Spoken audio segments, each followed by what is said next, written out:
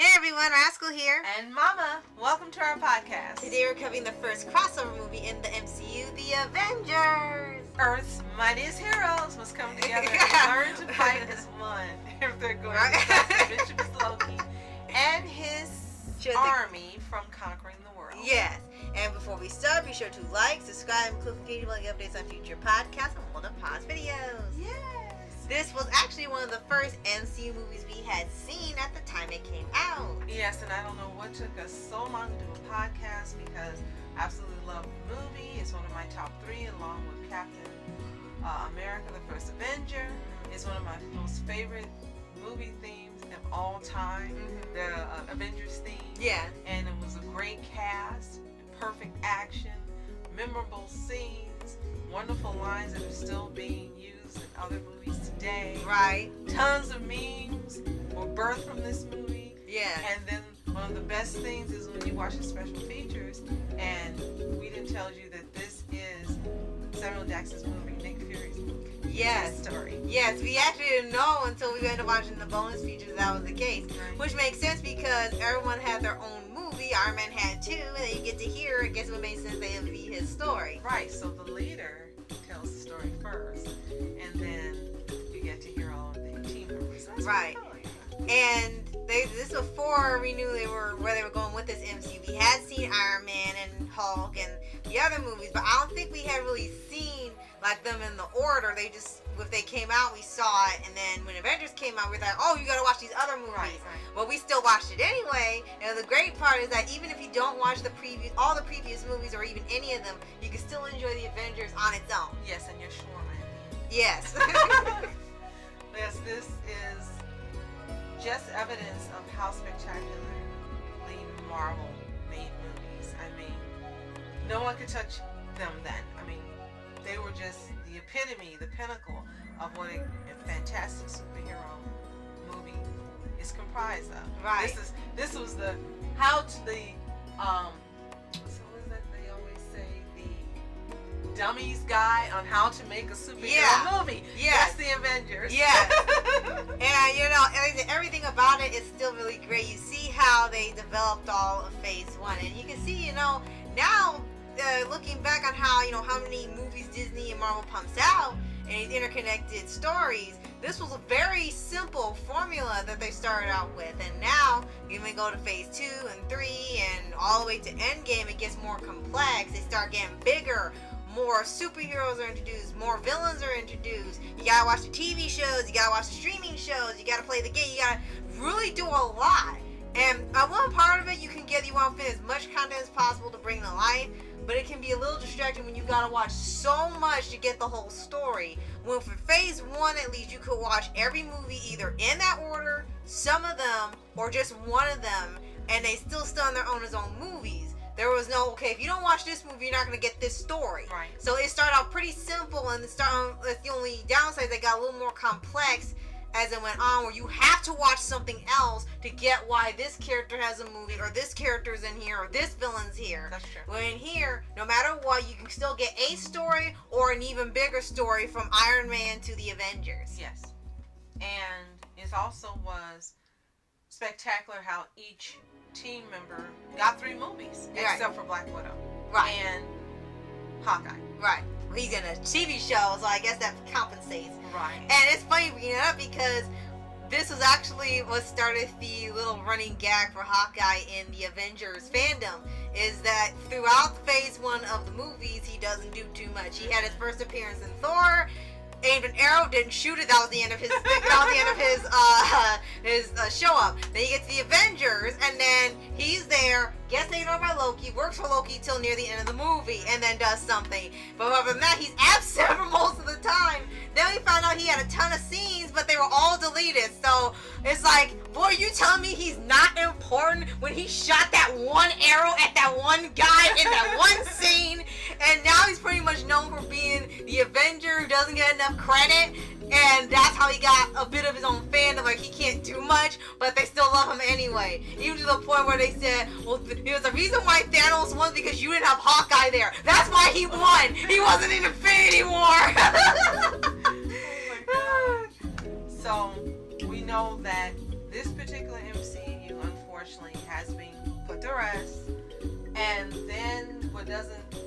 make a lot of sense. They say it's being put to rest, but now you've got movies coming out for Black Widow, who should have had movies years ago. Right. And then you've got movies that are containing Iron Man, Captain America, and Black Widow, who again have been killed off. Right. And then you've got a subsequent Black Panther movie coming called Wakanda Forever, which we hope is going to be spectacular and live up to the spectacular impact of the first movie. Right. And as you said, Hawkeye has a series, and I think this is great, but some of this is misplaced because, like the Black Widow movies should have taken place while this MCU was active. Right. I think doing it like as an afterthought really is an insult to the character and really did not take advantage of using the actress to her full potential. Right. That's just how I see it. Right. I would have loved to have seen a Black Widow movie along with all the rest of the MCU when it was still considered to be active. Yeah. Because, when you watch this movie, you have really different feelings when you see it now. Back then, it's still a great movie. And you love seeing all the interactions between the characters. There were so many moments that we loved in here. And seeing how the characters were in the beginning of this franchise, and now you see them now, and now they're gone. Some part of it is bittersweet in terms of their characters being gone. And, Black Panther is bittersweet because his actor's gone. So, but for watching the Avengers, even with this stuff, you can still get the enjoyment out of the Avengers. You still want to see them kick Loki's behind, stop the alien army. You still were scared. You thought Iron Man was gone until they actually took him out. It was like really bad foreshadowing. Right. They brought up Thanos for the first time, and you had to wait years before you finally saw him become the main villain. And there were still a lot of things done really right with the movie. Even like seeing all the characters interact, because of course they had to be at each other's throats for most of the movie.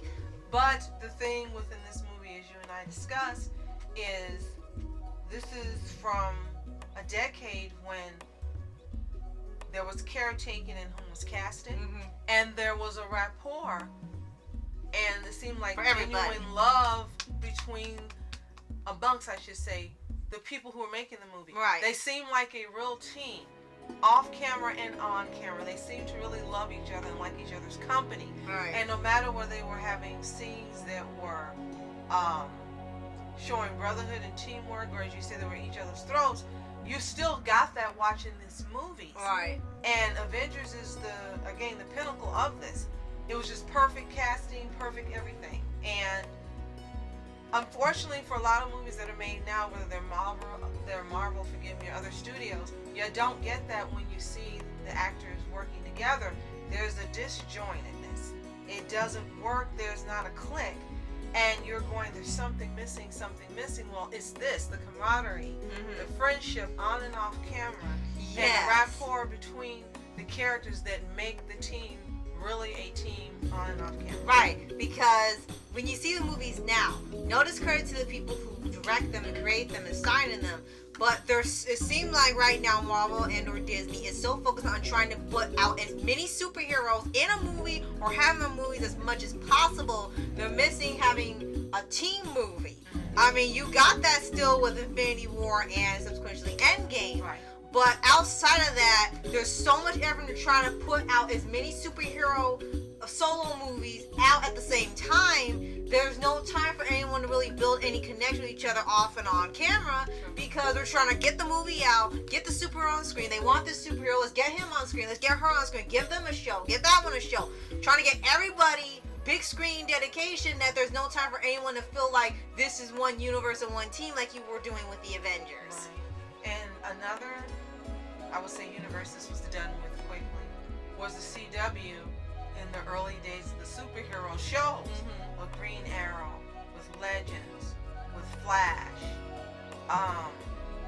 You got that when they would have the crossover movies. Right. And that's why they were so fantastic and wonderful. You look forward to them every year because you got that in the crossovers. Right. The crossovers, I mean, the shows themselves were great, the actors too, but the crossovers for me were the highlight of the year. I waited all year just to see those crossovers. Right. Because it was like, yes, this is it. And now they've stopped doing that because, they don't want to take the time to put into making something epic. Yeah. And as you mentioned, I think there's a really sad part of our superhero movies movies now, they're more about, as you did say, and I agree, high, who can sell the most tickets, who can make the most money, who can get the most product out, and there's not so much care being taken in terms of content, and again, casting people who give you that relationship that you're looking for with the teams, and not even paying attention, honestly, to what we, the fans, are looking for in a movie. Right. But that's okay, because we still have the Avengers, no matter what, to watch over and over and over, because it's that fantastic a movie. Yes. And no matter what, no matter how many times you see it, no matter how long it's been since it's been out, you always love seeing these characters team up in this movie. And the brilliant writing that was done throughout it, and most of our favorite lines, one would be, you say, a guy's brings a bag full of cats, you can just smell crazy on him. Yes. Or Hulk says, he beats the crap out of Loki and goes, puny God. Yeah. But we know you've seen the Avengers, so let us know what you think in the comments below. Do you miss these type of movies from Marvel? Are you satisfied with the type of superhero movies Marvel puts out now? Do you feel the type of camaraderie and rapport in the new movies as appeared in the Avengers and all the MCU movies that accompanied it? Right. Let us know in the comments below. And be sure to like, subscribe, and notification for the updates on future podcasts and multiple pause videos. That's right. So thank you so much for watching. I'm Mouse Entertainment. And I'm Mom Entertainment. Have a fantastic day. Peace.